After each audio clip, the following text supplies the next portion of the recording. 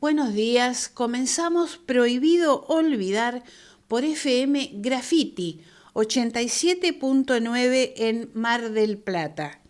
Miércoles de 9 a 10 horas con Pablo Aceto y quien habla, Gloria Álvarez. ¿Qué tal, Pablo? ¿Qué se cuenta? Muy buenos días a todos los amigos de Prohibido Olvidar, acá por el aire de Graffiti. También saben que estamos en YouTube, Prohibido Olvidar, también en Telegram, también en Facebook, también por supuesto nos van a ver también en TikTok. Bueno, pero está bien cargadito el programa, así que vamos a los temas. Milei no evitaría el balotaje y el 53% pide un cambio de gobierno. Una encuesta de CB reveló que el libertario tiene menos del 30% de intención de voto y que Kicillof está cerca. Una encuesta de la consultora CB Global Data reveló que Javier Milei no evitaría el balotaje en su intento por la reelección ni sumando la intención de voto de Patricia Bullrich. La encuesta asegura que si mañana fueran las elecciones, el presidente solo sacaría un 28,3% de los votos. Si se le suman los 7,8% que mide Bullrich, según el mismo sondeo, Milei no llegaría a primera vuelta, puesto que la Libertad Avanza alcanzaría los 36,1 puntos. El peronismo, en tanto, llegaría a 37 puntos si se unifican los 4 candidatos que midió CB. Axel Kicillof, que tiene 24,2 de intención de voto y es el candidato con mayor cercanía porcentual al presidente, Juan Grabois con 6,7%, Leandro Santoro con 4,7% y Miguel Pichetto con 1,4%. La novedad de la encuesta es que mide a Bullrich como candidata a presidenta, una opción que la senadora no admite en público. Por otro lado, los principales problemas para la ciudadanía están vinculados a la economía. Ellos son la caída del poder adquisitivo, los bajos salarios y la falta de empleo. Esto explica que el 53% haya respondido que quiere un cambio de gobierno, un número que preocupa al candidato que se asome a un balotaje, como es el caso de Milei. Vamos a otro tema. Fallo por YPF. Kicillof dijo que Milei le da argumentos a Burford para la apelación. El gobernador recordó que el presidente quería privatizar la petrolera y le advirtió que es riesgoso darles la razón a los fondos buitres. Kicillof salió a confrontar con Milei por el fallo de la justicia estadounidense sobre la expropiación de YPF y advirtió que el presidente les está dando argumentos al fondo Burford para una apelación. Si alguien insiste en que tenían razón los demandantes, los fondos buitres siguen dando argumentos para una apelación, dice Kicillof durante una conferencia de prensa en la Casa de Gobierno. Milei siempre le dio la razón a los buitres. Tenemos que ser prudentes, que el presidente les dé la razón a quienes quieren quedarse con YPF, quienes querían una indemnización absolutamente desproporcionada, no solo es contrario a los intereses del país, es también riesgoso. Hay quienes están siempre del lado de los fondos buitres, del lado de quienes atentan contra Argentina. Kicillof acusó a Milei de querer vender la petrolera y recordó que incluyó su posible privatización en la ley Bases. Proponía reprivatizar YPF con el argumento de que se había hecho mal y siempre tiene que ser privada. Milei, privatizar de mala manera trae riesgos trágicos. Kicillof dijo que la cuestión de fondo es para qué sirve YPF y se refirió a los últimos aumentos de la nafta, que llevaron el litro arriba de los 2.000 pesos. En un momento de alta volatilidad, el país cuenta con un instrumento muy poderoso para tener una política sobre el precio interno de los combustibles. Kicillof llamó al gobierno nacional a cuidar el bolsillo de los argentinos. De todos modos, se mostró pesimista sobre alguna posible medida del gobierno para bajar los precios. Milei no lo entiende, solo ve sus resultados y lucra con eso, dice Kicillof. Bien, vamos a pasar, Pablo, a tu columna YPF y soberanía. Claro, está vinculado con esto, con esta nota. El 27 de marzo último, la Cámara de Apelaciones, la Corte de Apelaciones del Segundo Circuito de Nueva York, revocó totalmente el fallo de Loretta Preska, creo que fue el año pasado, de que la Argentina tenía que pagar entre capital e intereses unos 18.000 millones de dólares por incumplimiento de una cláusula de la razón social. ¿Cuál es el fundamento? Los jueces determinaron que el reclamo por incumplimiento de contrato precedido por los fondos Bulford, Capital y Eton Park no son válidos bajo la ley argentina, y tiene razón. Ahora, esta votación no fue unánime. La Cámara estaba integrada por 3 juristas, salió por mayoría. De los 3, por supuesto, 2 votaron a favor de YPF, 1 votó a favor de el grupo Bulford. ¿Quién es el que votó en contra de YPF? El juez que pone el Partido Republicano, es decir, el que se supone, según las relaciones de Milei con Trump, no se tendría que estar apoyando. No, nos apoyaron los 2 que entraron por el Partido Demócrata. No sé si eso hace algo, pero no deja de ser un detalle, ¿no? Claro, es raro. Porque el gobierno dice que esto lo consiguió porque por abajo de la mesa, arreglando no sé con quién, porque anda muy bien con Trump. Resulta que el juez que puso Trump es el que vota en contra. Pero bueno, también. Y queda totalmente eximida de responsabilidad tanto YPF, ya había quedado, eso sí, con Preska, eximida de YPF de cualquier culpa, se le echaba la culpa al Estado argentino, y esto es justamente lo que esta demanda cae en esta revocatoria de la Cámara de Apelaciones. ¿Este es el fin del camino? La verdad que no lo sabemos. Todavía hay posibilidad de que este grupo vaya a una apelación. Pueden pedir una revisión en banc.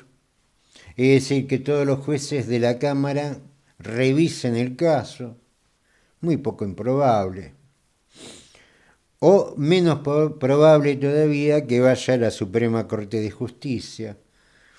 Pero es una posibilidad Es de que una eso posibilidad, pase. es una posibilidad, sí, sí, sí. Ah, este fallo no es definitivo. No, no, no, todavía de la misma forma que no fue definitivo lo de Presca, tampoco es definitivo esto, hay instancias superiores.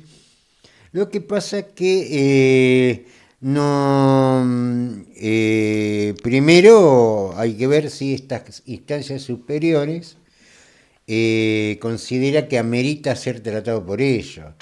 Es muy raro en estas cuestiones.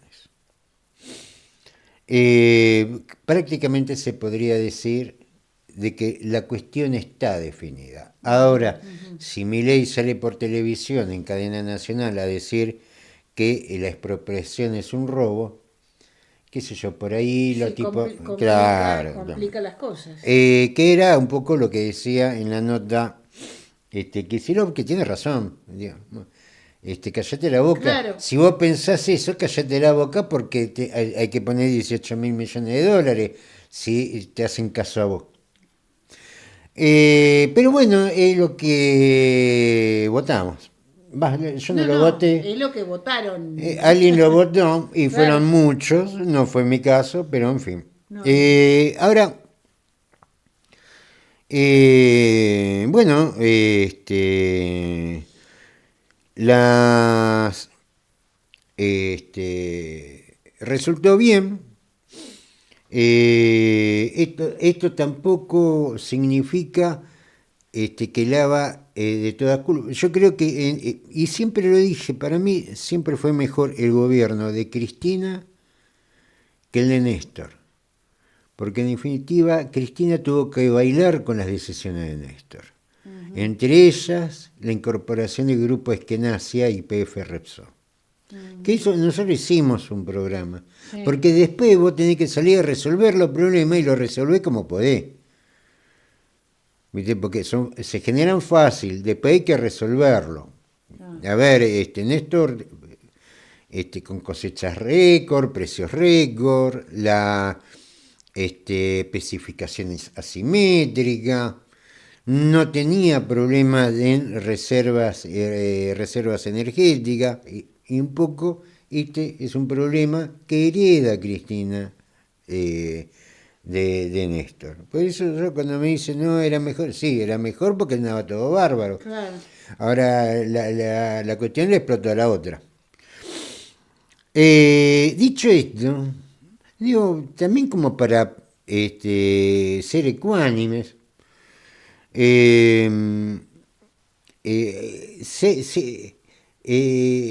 YPF ya es un 51%. Cuando habla Kicillof de privatización, en realidad YPF nunca volvió a ser sociedad de Estado, es una sociedad anónima. En definitiva, cuando se habla de privatización, se habla de que el Estado venda el 51% de sus acciones. Que esto ya no sería como cuando se privatizó, como cuando era sociedad de Estado, donde aparece, ¿no?, en la Cámara de Diputados el miembro informante, Parrilli, informando cómo iba a hacer la privatización y de las ventajas que eso traía y de los beneficios que iban a venir. Eso decía el diputado Parrilli, que después defendía la nacionalización. Somos así. Ahora, y con eso conseguimos la soberanía, con este fallo. La Argentina es soberana, viva la patria, viva Perón y otras cosas más. Y la verdad que si uno va y ve ¿Y cómo... qué le falta a Argentina para ser soberana? Y yo voy a esto. Salió este fallo que le dio la razón a la Argentina por la expropiación del 51% de las acciones. Estamos viendo que el comportamiento de los combustibles están disparados. Sí, Es verdad. Estamos viendo que cada estación de servicio, según la hora, tiene un precio distinto. Vienen los tarifazos, ya bueno, vienen los tarifazos de, en el caso de Cava aumenta porque lógicamente aumentan los combustibles. También va a aumentar la electricidad porque nuestra matriz depende mucho de hidrocarburos, en el caso de gas. Entonces, ¿cómo se entiende esto de la soberanía? Claro, ¿por qué sigue aumentando el precio? A ver, esto es una discusión que son discusiones que hay que darla. Hay que darla bien, respetuosamente, pero no podemos dejar que la cosa pase, porque después vienen los Milei. Porque yo, a ver, al ciudadano común, que le estamos diciendo, la Cámara de Apelaciones de Estados Unidos le dio razón porque la soberanía argentina y viva la patria y 4 milongas más, y resulta que cuando va a la estación de servicio, sí, sale como un mandril, diría en sus sutilezas el presidente Milei. Entonces, el tipo que estamos hablando, está superando los 2.000 pesos sí, sí, el sí, litro de combustible. el litro, sí, sí, sí. Una señora amargamente se quejaba por el subsidio que le daban para la garrafa y lo que salía la garrafa.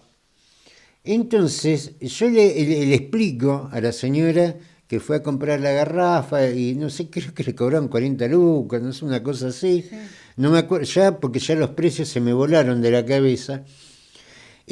O voy al que está haciendo Uber porque le echaron el laburo y le aumentaron el GNC, le aumentaron el aceite, le aumentaron, que son todos derivados del petróleo, le aumentaron el combustible y yo le digo, la Argentina es soberana y me va a mandar allá, donde la cosa se pone marrón oscura. Entonces hay que hablar con claridad las cosas, porque después resulta que el tema de derechos humanos, el tema de soberanía, el tema de los derechos de la mujer, queda todo como una chantada. ¿Por qué? Porque a la hora de la verdad, nada de eso existe. Yo no le puedo decir, viva la patria, viva esto, viva lo otro, la Argentina soberana, estuvo bien la expropiación y usted va a comprar la nafta a 2 lucas. Bueno, ¿y por qué pasa eso? ¿Por qué pasa esto? Primero, y en cierta forma, en el mismo reportaje que le hacen a Kicillof lo reconoce, lo cual me parece muy bueno. La verdad que me parece muy bueno. Porque él decía, ¿no? Bueno, tener YPF es una cosa, el tema es para qué, claro, decía. Porque si es para que se comporte como una petrolera privada, estamos en la misma. Es lo mismo, ¿eh? Ahora, hay otra cosa más también. Cuando se vende YPF, no es que se vende YPF nada más, se vende YPF y todos los yacimientos de YPF. Porque en definitiva YPF es la que extraía el petróleo, la que extraía el gas. El tema está, ¿quién es el dueño del petróleo y del gas? Teóricamente las provincias. Las provincias. Teóricamente, porque acaban de reducir su participación en las regalías, el gobierno nacional baja retenciones y de acuerdo a la última reforma que se hizo con la ley base que la votó Abad, que quiere ser intendente, que sí, votó la ley bases. Las petroleras. Y votó también la reforma laboral. Votó la reforma laboral, él quiere ser intendente, acuérdense de esto, y votó, digo Abad porque es de Mar del Plata, ¿viste? Es un vecino y siempre es bueno recordar a los vecinos. En esa ley, en esa reforma que se hace a la ley de hidrocarburos, las petroleras no tienen la obligación de abastecer el mercado interno. Es decir, el petróleo es tuyo, el gas es tuyo, hace lo que quieras. Entonces, en ese hacer lo que quieras, ¿qué es lo que los tipos quieren? Quieren venderlo y ganar, por ejemplo, aprovechar las grandes ganancias que son temporales, que lo van a hacer por ahí por mucho tiempo, donde un barril de petróleo, lo hemos venido hablando acá, que le costaba mantener los $60, que llegó a estar a $50 el barril, está a 110, 120. Entonces el tipo quiere aprovechar esa ganancia, esa oportunidad, para venderlo a ese precio, y lógicamente a vos te lo quieren vender a ese precio también, porque en definitiva no somos los dueños de nuestro propio recurso. ¿Esto lo que vos estás explicando es como consecuencia de la ley Bases? No, esto tiene una larga historia que empieza con las privatizaciones de los años 90, cuando el diputado Parrilli, como miembro informante de la Cámara de Diputados, presentaba el proyecto de privatización de YPF durante la época de Carlos Menem. Después esto tiene un desarrollo con el ingreso de Chevron a Vaca Muerta, que eso lo trae Cristina, y después una sucesión de entregas del recurso a distintas empresas privadas. Y vamos a hacer un pequeño desarrollo de cómo fue esa entrega, porque ¿qué es lo que primero te dicen los defensores del modelo privatizador de los 90, ya sea en su versión conservadora, como puede ser Menem o Macri o Milei, o en la versión progre, que puede ser Néstor y Cristina?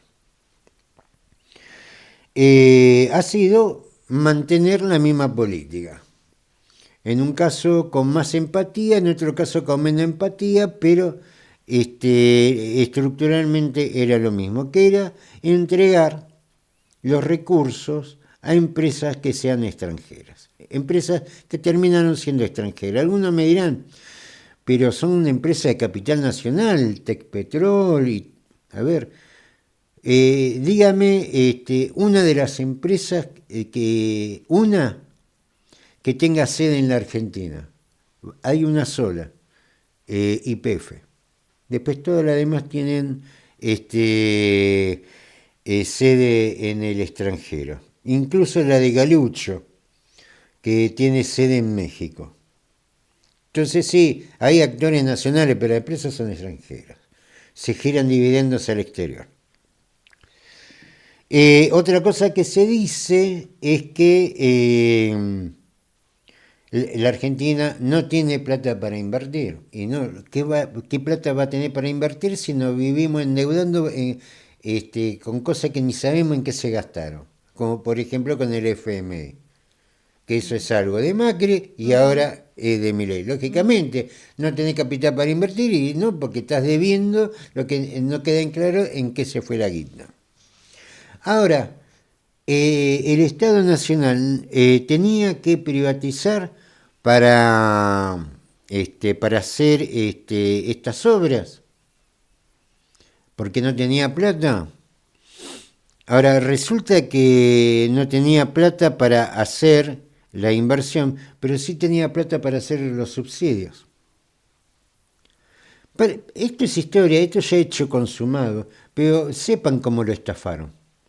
¿Por qué razón cuando va a cargar nafta le cobran lo que le están cobrando?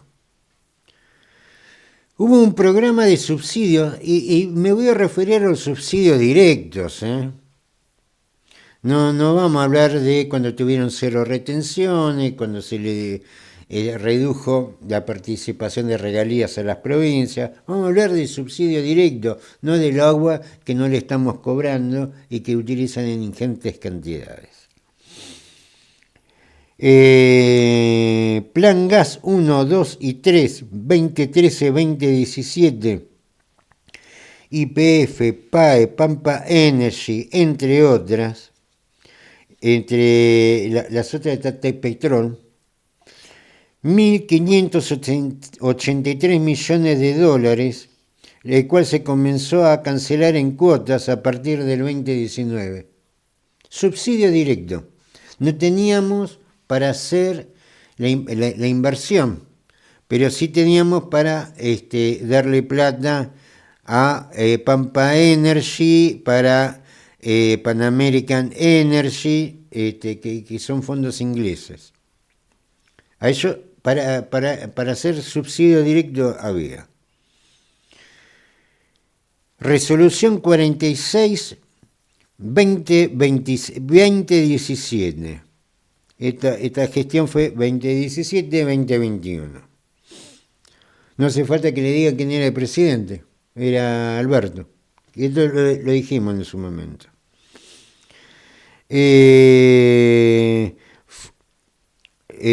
Bueno, acá los subsidios fueron más agresivos. El Tesoro ejecutó 105.200 millones de dólares, estamos hablando, de pesos, estamos hablando de, en ese momento, déjeme ver cuánto era en dólares, estamos hablando de 10.000 millones de dólares. No estoy hablando de los beneficios fiscales, estoy hablando de subsidio directo. ¿Quién es que lo cobró? El principal beneficiario fue la Compañía General de Combustible y Tecpetrol, de Techim. Esto, cuando nosotros hablamos de esto, creo que estábamos en la otra radio. Yo tenía como latiguillo, ¿no?, el país pobre que le daba subsidio a las petroleras. En total, en los últimos 20 años, las petroleras recibieron alrededor de 45.000, 47.000 millones de dólares en 20 años. Pero la Argentina no tenía plata para hacer la inversión y hacerlo ella misma. Dásela a YPF, que la haga YPF directamente, no la repartió por todos lados. Yo también a veces cuando escucho lo de C5N defendiendo a Roca, que hizo tantas inversiones, sí, le hizo la plata, la puso el Estado, macho.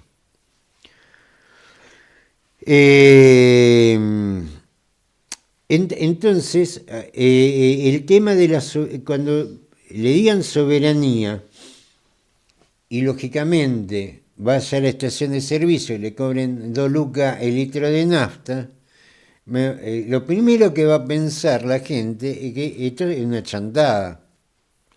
Y la verdad que tiene razón, porque no se está construyendo soberanía. En la 10 de última se tiene el control de una empresa, pero regalaste el recurso. A ver, el caso, por ejemplo, de, las grandes empresas se fueron, por ejemplo, Shell.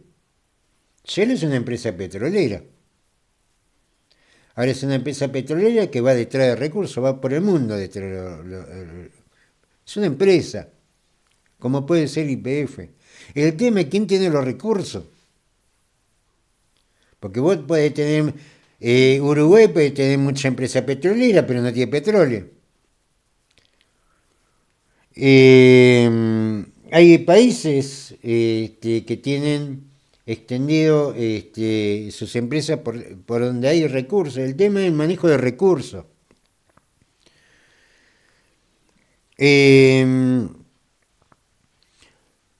¿Y en qué cosas son importantes los recursos? Porque usted dirá, es importante porque la nafta, porque el gasoil, la producción del campo, el gasoil, ¿no?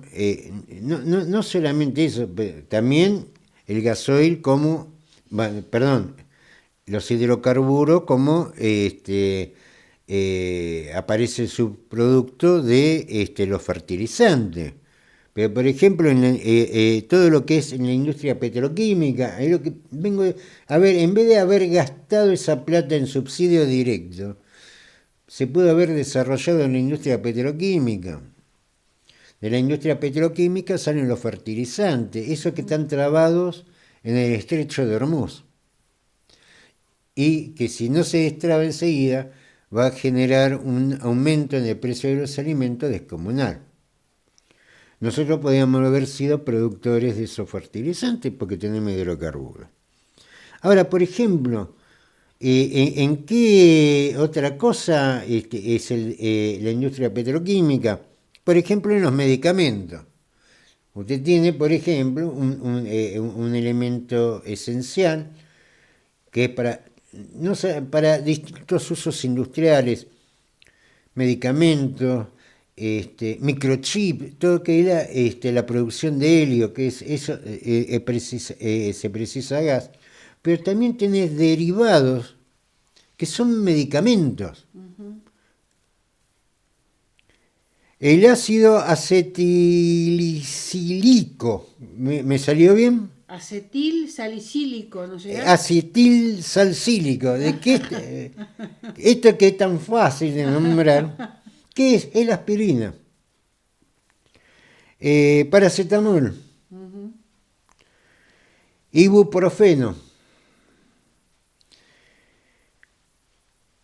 Sulfonamidas. Esto es un antibiótico. Alcohol isopropílico.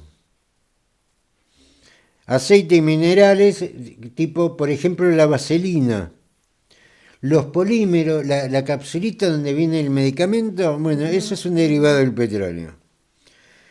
Vitaminas A, B6 y B12, que se necesitan los hidrocarburos. Digo, todo eso no está. Cuando se llevan el crudo, afuera hacen todo eso y después nosotros lo compramos. Lo compramos más caro. Se lo compramos a Bayer. Claro. ¿Eh? ¿Cuándo se podría hacer acá? Entonces, está bien lo de YPF. Y nos alegramos que haya salido así. Ahora, estamos muy lejos de hablar de soberanía. Estamos muy lejos porque, en definitiva, no estamos manejando absolutamente nada de eso, sino que incluso pusimos subsidios directos, y estoy hablando de los subsidios directos, no hablo de los beneficios fiscales, no hablo del agua que usan gratis, no hablan de que nos están poniendo un peso para subsidiar o resarcir a la gente que se le rompe la casa por los terremotos que generan en la zona. No estoy hablando nada de eso. Estoy hablando nada más que de subsidio directo. Cuando las petroleras en cualquier lado del mundo, para obtener el recurso, hacen guerras. A ver, fíjese en los conflictos que se dio en los últimos años. ¿Dónde se dio conflicto? En Haití. Se dio conflicto en Uruguay. Se dio conflicto en Jamaica. No, se dio conflicto en Venezuela y en Medio Oriente. Ahí es donde hay petróleo. Claro. ¿Dónde hay conflicto? El otro conflicto, Ucrania y Rusia. Y Rusia tiene petróleo. Entonces, usted donde vea petróleo, al lado hay una guerra. O está arriba, o al costadito, o ahí cerca. Y acá nosotros subsidiamos a petroleras. Nosotros le dimos plata a ellos que gastan millones de dólares en armas para atacar a los países que son petroleros. Nosotros le damos plata para que, por favor, saquen el gas que es nuestro, que lo están manejando ellos. Esto, digamos, entonces, cuando hablemos de soberanía, seamos más serios. Digamos, se ha logrado con éxito resolver el tema de YPF. Pero todavía estamos lejos de ser soberanos en materia energética.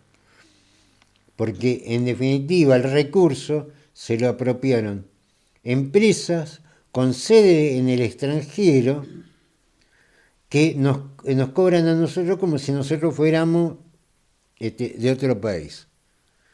Y es nuestro recurso, es el recurso de las provincias, de los argentinos. Recurso que se tendría que utilizar para el desarrollo de nuestra economía, de nuestra industria. No, se lo están quedando uno que nos cobran a precio internacional porque después de que le pagamos los subsidios directos, no le cobramos el agua, le dimos beneficios fiscales, no se hacen responsables por los destrozos que hacen, y no tienen la obligación de abastecer el territorio argentino. Entonces, cuando se habla de YPF, que ahora somos soberanos, no, mire, hemos ganado YPF. Falta todavía. El 51%. Tenemos todavía una pata en Nueva York. Y hay más juicios todavía dando vuelta. Ponele. Pero todavía está con una pata en Nueva York. Zafamos de esta, bárbaro, 10 puntos. Pero en el momento que vos no sabés cuánto te van a cobrar el combustible, cuando tenés combustible más caro que los países que no tienen petróleo, entonces no hablemos de soberanía. Digamos las cosas como son. Se le dio la razón a Kicillof, y en eso estuvo bien, en lo que fue la expropiación del 51% de YPF. Para hablar de soberanía, todavía falta mucho. Los vecinos de Adorni dicen que destina un auto oficial para las compras del súper. La situación del ex vocero es cada vez más delicada. Utilizaría un vehículo perteneciente a la jefatura de gabinete para cuestiones personales. Vecinos de Manuel Adorni en Caballito aseguran que el jefe de gabinete utiliza un auto oficial para que su personal doméstico haga las compras del supermercado. La llegada de la familia Adorni al departamento de Miró al 500 revolucionó el barrio. La zona, una de las más tranquilas de la ciudad, se llenó de policías en las últimas horas. Las fuerzas de seguridad buscan resguardar al jefe de gabinete de las clases públicas que organizan docentes para reclamar la aplicación de la Ley de Financiamiento Universitario. Mucho antes de que la noticia del departamento del ex vocero llegara a los medios, la presencia del funcionario había llamado la atención de sus vecinos. Siempre están el auto que usa Adorni y el auto de su custodia. También hay otro que usan las empleadas para hacer las compras, dice un vecino del barrio. La normativa argentina establece que los vehículos son para uso exclusivo para las actividades oficiales de los funcionarios. Tras asumir como jefe de gabinete, en diciembre del 2025, Adorni revocó todos los permisos para utilizar vehículos de la flota oficial. Una medida que fue publicitada por el propio ex vocero. Sin embargo, atención, de los 78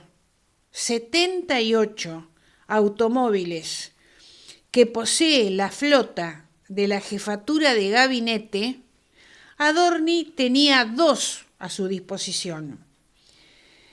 Adorni también tiene dificultades con la propiedad del departamento en Caballito. Registró en $230.000 la propiedad de 200 metros cuadrados, a la que se suma el proporcional de la cochera en la planta del edificio, ubicado en una zona de alto valor inmobiliario en el barrio de Caballito. Fuentes del mercado inmobiliario dijeron que un departamento de esas características cuesta el doble de lo que declaró Adorni. No, y lo notable de esto, lo del departamento es una maravilla. Esta señora, digamos, como se presenta formalmente, le compran a un exjugador de fútbol el departamento, una señora de 74 y 71 años que no se conocen entre ellas y que estaban tramitando el pase cultural. ¿Qué es el pase cultural? Habría que hacer algo así en Mar del Plata. El pase cultural es para los jubilados que cobran la mínima, y le da acceso a distintas áreas, museos, teatro, del gobierno de la ciudad de Buenos Aires, por ejemplo el CROM. Claro. Pero claro, tienen que acreditar que cobran la mínima. Claro. Estas señoras que no se conocen entre sí, que compraron un departamento en Caballito, pero que no se conocen entre sí y que tampoco conocen a Adorni, porque le preguntaron a la señora, no sabemos quién es ese señor, dijeron. Y la señora esta, que es socia suya, yo tampoco la conozco, le prestaron $200.000 a Adorni para comprar ese departamento. Una cosa... de lo más extraño. Pero falta el piano de las películas de Chaplin y esto... a ver, ¿de dónde salió la guita? Claro. Porque, a ver, las jubiladas que tenían el pase cultural, que no se conocían entre ellas y tampoco conocían a Adorni, le vendieron un departamento en Caballito a Adorni y le prestaron la plata para que se los compre. Digamos, una cosa... ¿Cómo es eso tan disparatado? La verdad que son una maniobra muy parecida fue la de María Eugenia Vidal, que quedó todo en la nada. Con la compra del departamento también. Salió no sé cuántos miles de dólares. Claro, bueno, ella salió bien. O salió, digamos, la gente se olvidó. Concretamente, calculo que con lo de esto va a pasar también lo mismo. Va a quedar como una anécdota, las señoras que no se conocen y que cobran la mínima, por eso le tienen el pase cultural, compraron un departamento de Caballito, se lo vendieron a Adorni, para que Adorni se lo compre, le prestaron la plata, una maravilla. Con un juego de hipoteca, ¿no? Un traspaso, no sé, $200.000 tenían la señora que no se conocían entre sí, tampoco a Adorni, le prestaron esa plata. Esto hace también que no... Y yo no sé a cuánta gente le importa, porque hemos visto cosas así en estos 2 años. Muchas cosas. Esto está... A ver, si uno dice, ¿y de dónde salió toda esa plata para tantas propiedades? Para esa aloe vera, ¿viste? Cada vez una propiedad más tiene. Claro. Adorni. Y claramente esto está muy vinculado con ese famoso 3% de Carina, que iba al gobierno. Cosa que ya sabíamos. Pero históricamente el electorado argentino no vota estas cosas, no le interesa la corrupción. Tiene muy mala memoria. No es mala memoria, no le interesa. Si están bien, están bien, listo. Pasa que no se está bien. Y no se está bien. La mayoría no está digamos, bien. La corrupción de y Menem... además hay corrupción. La corrupción de Menem, a ver, yo cuando vi a la primera dama... llevada del brazo por 2 custodios sacándola de olivo, dije, esto es un escándalo. No, no fue un escándalo. Y muchas cosas que, lo de el cohete que iba a la estratosfera, o de la Ferrari, o de los tapados de María Julia, a ver, la gente empieza a ver la corrupción cuando le va mal. Lo que pasa es que la corrupción te lleva a eso. Ya cuando estás mal, ya es el efecto de la corrupción. Y lo que hay que evitar es votar gente corrupta. Esto, lo anterior, hay que evitar votar gente corrupta. La verdad que si fuera por una cuestión de honestidad, Miriam Bregman sería presidente hace años. Porque ¿qué le podés decir a ella? O podrá no estar de acuerdo, cosas así. Ahora, la gente no vota honestidad, vota chanta. Bueno, hay que hacerse cargo de votar a chanta y bueno, y esto terminan siendo los resultados. La nafta superó los 2.000 pesos el litro y empuja la inflación por arriba del 3% mensual. El gobierno evalúa frenar impuestos para contener precios, pero arriesga el superávit fiscal. La guerra no afloja y el precio del petróleo tampoco. Ese combo se traduce en algo muy concreto. Llenar el tanque en Argentina es cada vez más caro y tensiona las anclas del programa económico, la baja de la inflación y el superávit fiscal. Pero el control sobre el precio del combustible lo perdieron ellos mismos con la ley bases, esa que votó Abad. Ustedes son los dueños de amos y señores del recurso argentino, entonces ahora, lógicamente, ¿con qué herramienta vas a ir a controlar? Lejos de resolverse el conflicto bélico en Medio Oriente, nada indica que la cotización internacional del crudo vaya a volver a los niveles previos. El Brent saltó de menos de $70 por barril a superar los 100, y el régimen de Irán advirtió que podría alcanzar los $200. El factor decisivo de esta suba es el bloqueo que mantiene Irán en el estrecho de Hormuz, un cuello de botella clave para el comercio energético global.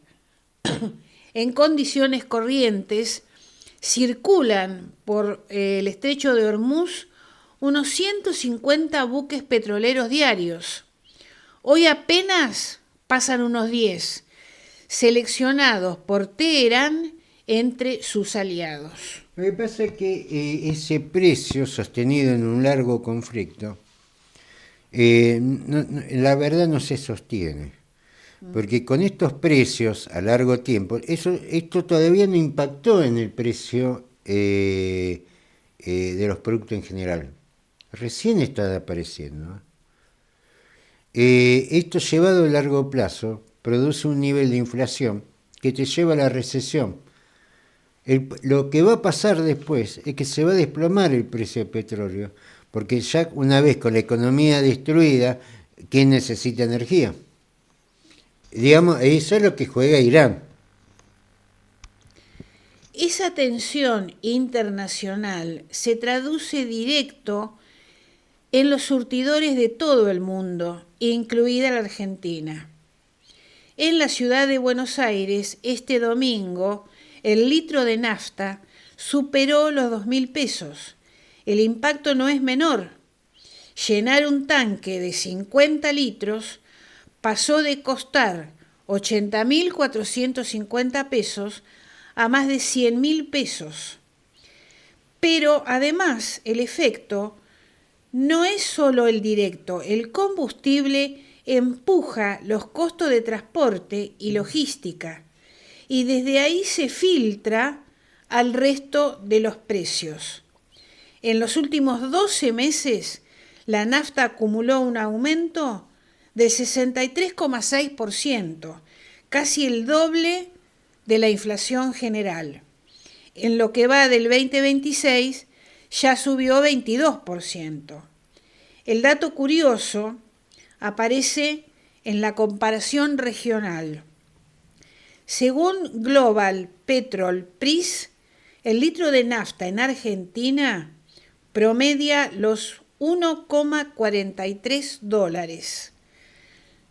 Solo Uruguay a 1,89 dólares y Perú 1,61 dólares tienen valores más altos, pero no son países con producción petrolera, como la Argentina.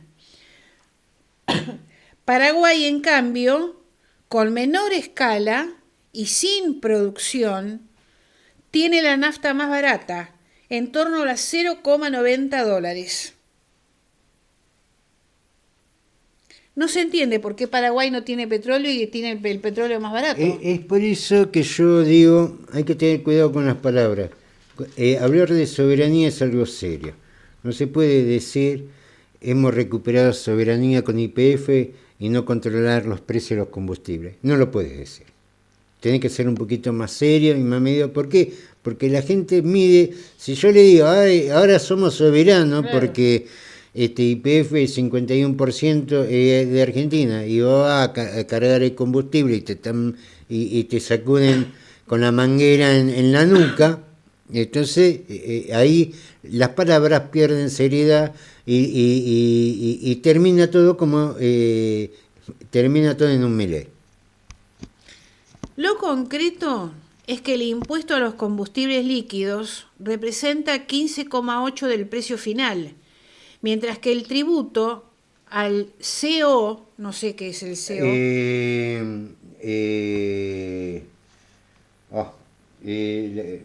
Carbono. Carbono, ajá. Suma otro 0,9%. Ambos se actualizan trimestralmente por inflación. Monóxido de carbono. Monóxido de carbono.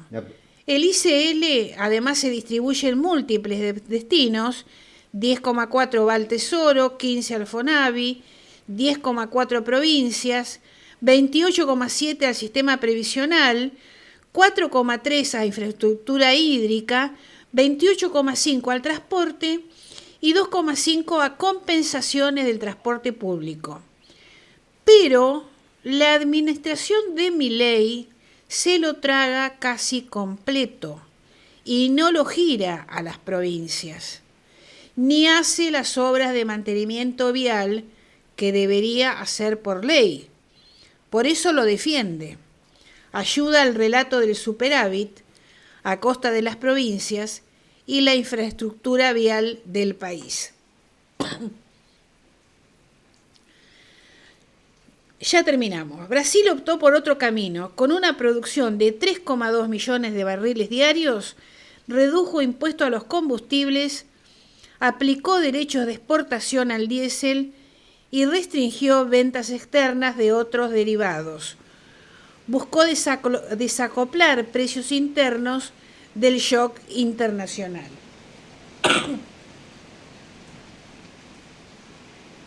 Perdón, nos volvemos a encontrar el miércoles que viene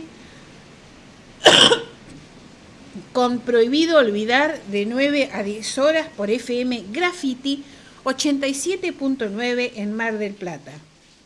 Vamos a escuchar a Fito Páez, Brillante sobre el mic. Saludos para todos.